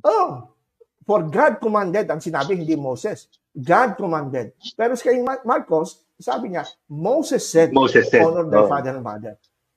Pagka sinunod natin yung ating pinaniniwalaan dati, na ang law of Moses at ang law of God magkaiba. Hindi pwede. Iisa lang po yan. Iisa lang po yan. Ang 10 commandments ay pwedeng tawaging law of God at law of Moses. Yan po sana ang matutunan natin, karagdagang matutunan natin. Ano po, mga kaibigan? Okay, so, Pastor John Sabapan. Okay, sige, medyo ano yan. Okay. Ang Sabat po, si Joy Evit Flores Ortiz. Ang Sabat po ay nagsimula noong creation. Hindi lang mula sang ibigay ang 10 utos kay Moises. Oy, medyo kumontra na to. So, kumontra na dun sa sinabi ni... sabi ko, medyo kontra. Pero yun nga po, meron namang ano si Brother Dodong kanina, meron siyang parang disclaimer na ang sasabihin niya, sa kanya lang. At hindi itong stand ng Adventist. Meron naman siya sinabi doon, in fairness. May disclaimer. May disclaimer siya. Kaya ang mga kasulat, remember the Sabbath day to keep it holy. Maaring marami na ang lumihis. Kaya sa 10 utos, nais niyang ipaalala muli to keep the Sabbath holy. Thank you very much, Sister Joy, sa iyong karagdagang punto. Tapos si Pastor Zaldi Lucino Ibanez, good evening, Pastor Ron and Brother Toto, watching from Bataan. Ayun. Alright, so... Kamusta po? Layo. Kamusta? Ito si Paul Bartolome. Of course, Jesus will say, Moses said, because he knows his audience calls the law of God as the law of Moses. Tama. So his audience can easily understand which law he was talking about. But it is not necessary that Moses was the one who legislated. Those two are different things. Tama naman. Kaya po ang aming paniwala ngayon ni Brother Toto, yung law of Moses at law of God, walang pagkakaiba yan. Iisa lang yan. At praise the Lord, ni-reveal ng Holy Spirit ngayong gabi, yung truth na yan. Ang ating proof, yung nasa Marcos 7, yung law of Moses, na tinatawag ng law of Moses, at Matthew 15:4, yung honor thy father. So, ibig sabihin, ang 10 commandments, mga kapatid, yan ang ating take it away ngayong gabi. Law of Moses at law of God, isa lang yan kasi 10 commandments is not only the law of God. Kasi doon sa dating pininiwalaan natin, Brother Toto, magkahiwala yung law of Moses, puro ceremonial law lang. Ang 10 commandments, hindi law of Moses. Pero the text itself, si Jesus mismo, sinabi niya na ito ay salita ni Moses. No? Okay, so, tingin ko wala nang gustong tumawag sa atin dito. Last na babasahin natin si Brother Sean Mertal. Doc, ano ba ang definition ng eternal? Sa Merriam-Webster Online Timeless, nasa 4th definition. Ayan, Brother Toto, magandang pag-usapan natin itong eternal. No? Kaya tinatanong ko kung eternal kasi kung eternal ang Sabbath, sabi kasi niya, panahon lang ni Moses ang 10 Commandments. Medyo kakaiba. Kaya medyo nagulat ako doon sa sagot niya kasi hindi yun ang pangkaraniwan ang sagot ng mga kaibigan nating Seventh-day Adventist. Siguro ikaw, Brother Toto, ganun din stand mo. Ang 10 Commandments, hindi nagmula lang kay Moses, di ba? Yun ay very clear sa Bible naman na ang Diyos ang pinanggalingan. Kasi bakit papupunta sa Mount Sinai si Moses? Kasi gumawa na lang siya ng batas, di ba? Exactly. So, pupunta siya doon para makinig sa Diyos for 40 days and 40 nights. Yes. And for me, in a logical explanation, nakinig siya sa Diyos. At malinaw naman na, yun nga, binigay na ang source ng command ni God, di si God. Yes, amen, amen. Kaya kaya ito nililinaw natin kasi lumalabas din sa ating narinig kanina, sa ating bisita, ang 10 Commandments simula kay Moses. Ngayon, sa 10 Commandments, andun ang Sabat. So, kung sasabihin niya ang 10 Commandments nagsimula kay Moses, di kasama ang Sabat. Pero sabi naman niya, ang Sabat ay eternal. Tatanong ko sana, Brother Toto, usually itong tinatanong ko, doon sa mga kaibigan natin Adventist na nagsasabi ang Sabat ay eternal. Ang susunod kong tatanong, kung eternal ang Sabat, bakit sinabi ni Jesus, the Sabat was made for man? Okay. Pag eternal kasi, wala pang tao yon. Ay, oo nga, no? Wala pang tao eh. Kung ang Sabat ay eternal, wala pang tao, ba't sabi ni Jesus, ang Sabat ay ginawa para sa tao? Wala pang tao, paano naging eternal ang Sabat kung wala pang tao? Hindi na tayo umabot doon. At least merong ng idea yung ating mga viewers. No? Pala-isipan nyo na lang po yan para pag-isipan nyo. Kaya tama yung definition na Brother Sean Martanya. Timeless, eternal. No po? Eternal. So, well, like sa ating mga presentation, hindi eternal ang Sabat. Ang eternal, yung Sabatismos, yung rest of soul o yung fellowship with the Lord. Yan ang eternal. Yan ang kanyang intention at the time of Eden. No? At saka, naniniwala tayo na hindi greatest commandment ang Ten Commandments. Temporary po ang Ten Commandments. Kasi, kung itutuloy lang natin sa discussion sana, sa tanong kay Brother Dodong, kung sa kanya ang Ten Commandments, may nagbula lang kay Moses, di ang Ten Commandments, hindi eternal, meron katapusan yan. May point Whatever begins to exist, hindi pwede maging eternal. It will come to an end later on. And praise the Lord, magiging ganun ang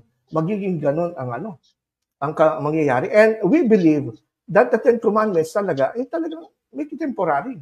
Diba? Colossians 2, 17-16, it is a shadow at na ito'y tumutukoy sa Panginoong Hesus-Kristo. Siguro last verse na babasahin na natin to and then we can sign out na. Okay? So, ang ating last verse na babasahin to clarify yung ating pong stand. Itong nandito sa Colossians na ang Sabat, it will end. May katapusan din yan. Kasama yung mga ceremonial, kasama na yung tinatawag nilang moral law. No? Ang sabi dito, verse 17, siguro I will read it in ang salita ng Diyos version. Maganda yung salita, ang salin dito ng salita ng Diyos version. At as a last verse natin babasahin ngayong gabi. Kaya nga, huwag ninyong hayaan na hatulan kayo ng sino man patungkol sa pagkain o sa inumin, patungkol sa pagdiriwang na kapistahan o sa bagong buwan o sa araw ng Sabat. Kung mapapansin natin yung hierarchy dito. Feast, yearly yan, yearly, kapistahan. Bagong buwan, monthly, kasama, at yung araw ng Sabat. No? Siyempre, kasama na din yung weekly Sabat na 7th day. Bakit sinabi na wag na tayong hatulan dito tungkol sa Sabat? At lahat ng mga kautusan sa Old Testament, hindi lang yung tinatawag na seremonya, pati Ten Commandments, including the Sabat. Sapagkat ang mga ito ay isang anino lamang na mga bagay na darating. Ngunit ang katunayan ay si Kristo. So, ibig sabihin pala, Brother Toto, yung Sabat na nasa Ten Commandments, kasama ang Ten Commandments, kasama yun sa mga alituntunin, anino tawag dyan? Anino? At ang katunayan o reality ay si Kristo. At praise the Lord, si Jesus Christ ay naparito na noon, 2,000 years ago. At tinupad niya ito, na-perfect niya ang pagtupad nito, Brother Toto. Na-perfect niya ang pagtupad ng kautusan, lahat ng kahilingan na binabanggit sa Matthew 5:17.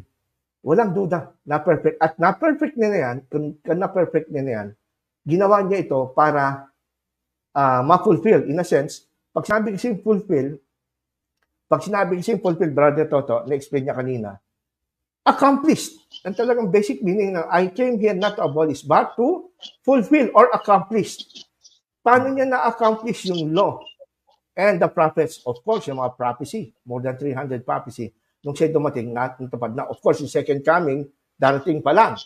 Kaya hindi pwedeng mawala ang Old Testament law kasi yun ang ating stand doon sa Law and the Prophets sa Matthew 5:17. It is the Old Testament scriptures. No? Sa ating time is Genesis to Malachi. Yan po yung hindi lilipas.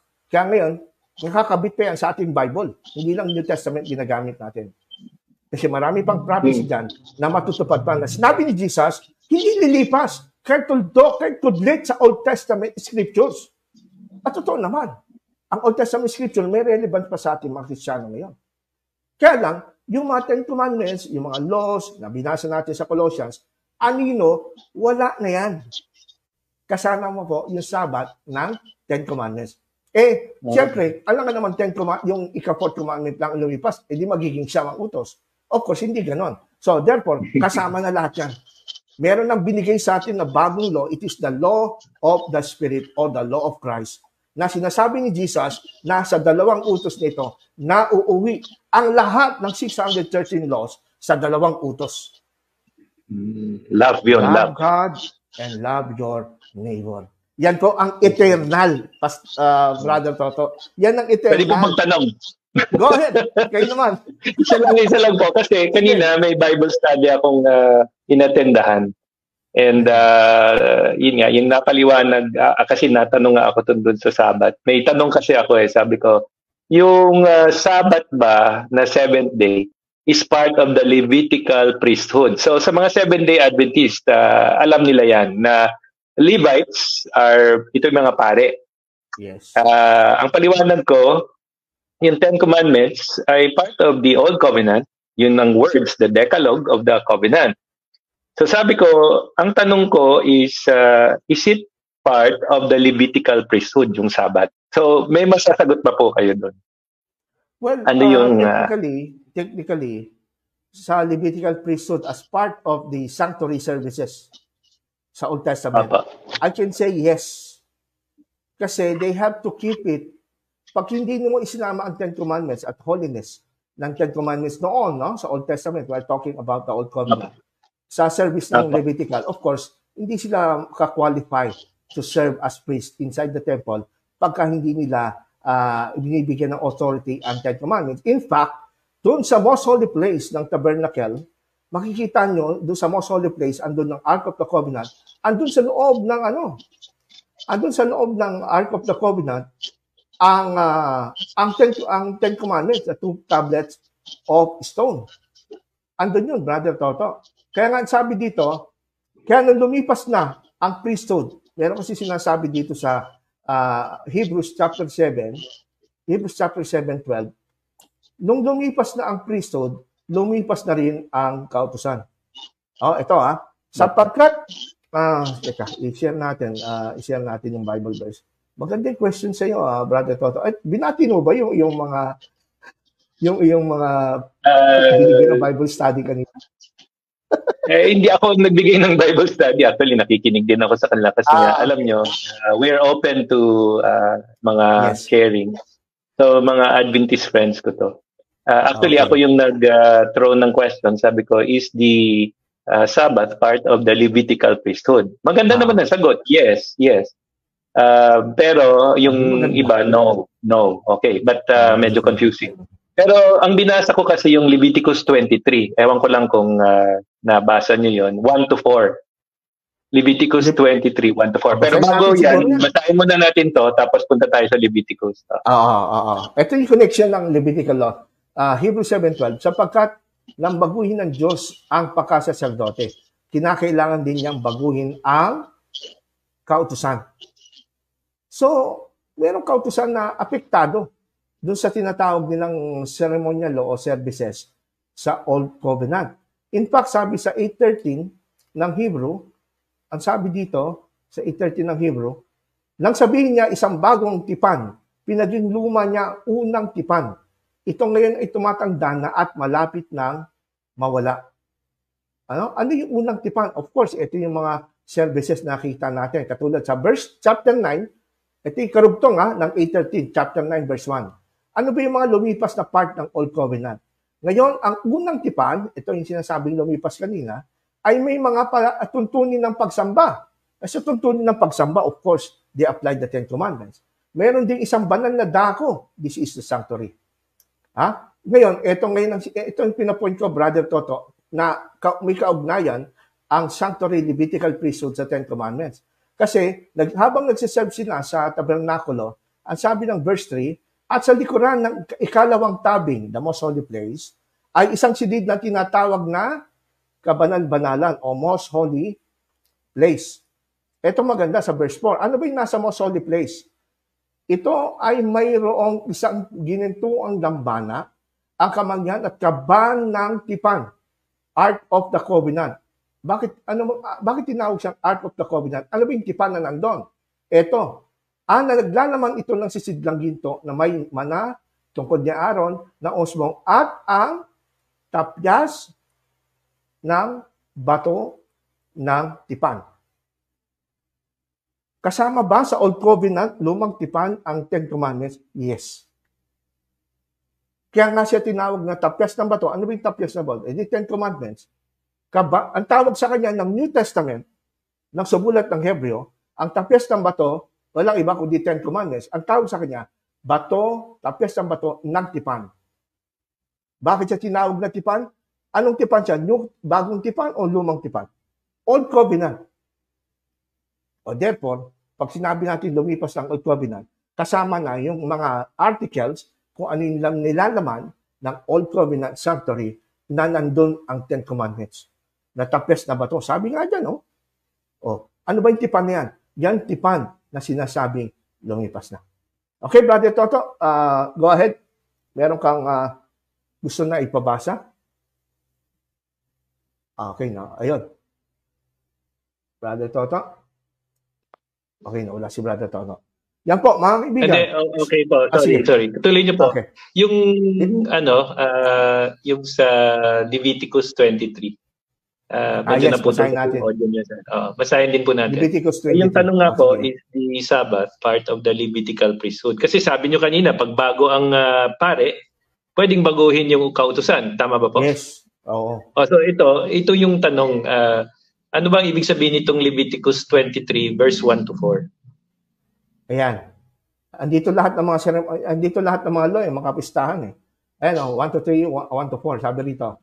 At sinalitaan ng Panginoon kay Moises, sinasabi, salitaan mo sa mga anak ni Israel at sabihin mo sa kanila, ang masakdang kapistahan sa Panginoon na iyong itatanyag sa mga banal na pagpupulong ay ito, aking kapistahan. Ito mga feast. Ito yung Sabbath, na unyan yung Sabbath.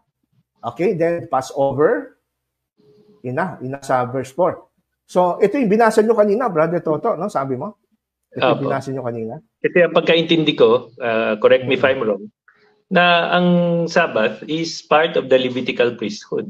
Di ba si Jesus ay bagong priest in the order of Melchizedek na. So, hindi siya Levite. Tama ba po? Tama, exactly. So, tama yung pagkaintindi ko. So, sa akin... Melchizedek priesthood na si Christ eh. Melchizedek na eh. So, sa pagsasaliksik ko, na-conclude ko na yung Sabbath, which is the seventh day, is under the Levitical priesthood. And yes, magkaunayan yan. Today, sabi nga, we are in the new covenant. So, is the Ten Commandments part of the Old Covenant? Ang natuklasan ko nga, after reading yung Exodus, it is the words of the Old Covenant. Old Covenant. Nalulipas na. I think it's found in Exodus 34 ba? Tama ba po? Exodus 34. Verse 27 and 28. Exodus 34, 27 and 28. Okay. Exodus 34, 27, 28. Ito po sinasabi sa Exodus 34, 27, 28. Ito po. Sabi dito, yes, ito. At sinabi ng Panginoon kay Moses, isulat mo ang mga salitang ito, sapagkat ayon sa tunog ng mga salitang ito, ay nakikipagtipan ako sa iyo at isa Israel.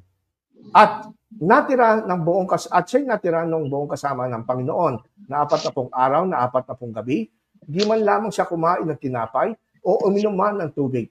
At isinulat ng Panginoon sa mga tapyas ng mga salita ng tipan ang 10 utos. So, tawag siyang salita ng tipan. Ano ba yung tipan? Ano bang tipan ang tinutukoy dyan? Iba pa bang tipan? O pareho nung sa Mount Sinai? Of course, hindi yan bagong tipan. O lumang tipan yan. Na sinasabi sa Hebrews 8:13 na lumipas na at ang lumatanda na madali nang lumipas. Ayun. So yan ang isa sa mga talata na sa tingin ko nagpapaliwanag sa akin. I mean, maaring makontest yan ng iba. Na ang Sabbath ay part yan ng Old Covenant. At ang katuparan nga, sabi nyo, nabasa nyo kanina, ang anino ay ang lumang tipan at ang katuparan ay natatagpuan kay Kristo. Amen. So, yung law of the Spirit of life in Christ Jesus, sabi nga, has set me free from the law of sin and death, yung law of condemnation. And yan yung aking pagkaintindi, na ang kautusan, pag tayo'y under the law, ay we are condemned. Tama ba po? Yes. Pero sabi ni Apostol Pablo sa Romans chapter 1, di ba? 8 pala. Lilinawin natin yan, Brother Toto, kasi marami ako nakikita sa comment ng mga kaibigan natin Adventist. Yun lang hindi tumutupad sa 10 utos ang nasa curse eh. Tayo daw ang nasa curse. Kaya yung sinasabi na sinusumpa ang mga hindi nagsisitupad ng kautusan, tayo daw yon. Pero so sinasabi ko under the law tayo. Sinasabi ko, Brother Toto, hindi lang nila siguro masyado na basa maigi. Kung ating uulitin yung talata, Brother Toto, itong hindi nakuha. And I pray to the Lord na sana po ay makuha na ibig ko sabihin. Hindi ho pinag-uusapan dito yung kami na hindi na under the Old Covenant Law. Ang pinag-uusapan dito na nasa ilalim ng sumpa, yung mga tumutupad pa ng sumpa pero hindi nila na-perfect. Nagpapasakop. Yung nagpapasakop sa sa Old Covenant. Ito, ulitin ko. Sana mga kaibigan, listen, once and for all. Para isang sagot na, hindi ako sumasagot sa comment niyo eh. Pero salamat po sa mga comment niyo. I appreciate it. Sapagkat ang lahat na nasa mga gawang ayon sa kautusan ay nasa ilalim ng sumpa. Sapagkat nasusulat, sinusumpa ang bawat hindi nananatili. Ibig sabihin, hindi nagpapatuloy ng pagtupad na tuloy-tuloy sa lahat ng mga bagay na nasusulat sa aklat ng kautusan upang gawin nila. Sabi nila, tayo daw to kasi hindi na lumulabag daw tayo sa no, hindi po kami to. Yung pong mga nagsasabi na sila ay sumusunod pa rin sa 10 utos ang nasa ilalim ng sumpa. Bakit, Brother Toto? Sino yung sinusumpa? Yung bawat isa na hindi nananatili. So tanong natin sa mga nagsasabi na kami tumutupad ng 10 utos. Sa loob ng isang araw, mga kaibigan namin Adventist, sa loob ng isang araw ba, masasabi nyo ba na hindi kayo nakalabag sa 10 utos? Magpaka-honest lang po tayo. May nagsasabi, siyempre, sabihin na para hindi mapahiya, ay, nape-perfect namin yan. Pero sa totoong buhay, wala nakaka-perfect niya sa loob ng isang araw. Ha? Ngayon, sinusumpa yon. Bakit siya sinusumpa? Kasi hindi siya nagtutuloy-tuloy. Kasi ang requirement ng Panginoon, para ikaw talagang maging perfect sa harapan niya, ay kailangan matupad mo ang 10 utos ng tuloy-tuloy mula na ikay isilang mula sa tiyan ng iyong ina hanggang sa iyong kamatayan na perfect mo ng tuloy-tuloy yung walang palya kahit isa. Yan ang requirement, Brother Toto. Kaya ang sabi dito, ang sinusumpa, yung hindi nananatili. O sabihin na natin, nung tayo Adventist pa, yes, tinutupad namin 10 utos. Pero ang tanong, pwede natupad mo ngayon, pero bukas, nakapagsinungaling ka, nakapagtungayaw ka, di ba? Nalapastangan mo anak, bagsak ka na lang, balik ka na naman sa zero. Balik ka na naman sa zero. So you try to, to fulfill. Nakapagsinungaling ka na naman. So hindi ka na nanatili sa 10 Commandments. Yes, tinutupad mo, pero hindi ka na nanatili. Yun ang problema ng mga nagsasabi kami, kailangan pang sundin ng 10 utos. Yung problema po ng mga taong yon, hindi sila tuloy-tuloy na nanatili sa pagtupad. Kaya po, nasabi ng Biblia na nasa ilalim ng sumpa yung ganon. Kaya hanggang hindi po alaya kayo sa Old Covenant na 10 Commandments at sige pa rin kayo patuloy sa 10 Commandments at patuloy sinusunod pero hindi nyo na perfect, kayo po ang nasa ilalim ng sumpa. Hindi po kami.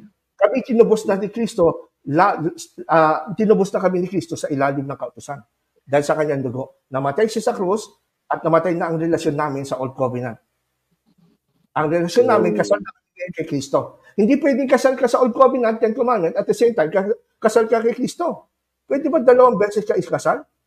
Ang tawag po dyan, adultery. Brother, yan po, ano masasabi adultery nga, tama. Yun din ang pagkaintindi ko. Nabiyudo na, nabiyuda. Nabiyudo.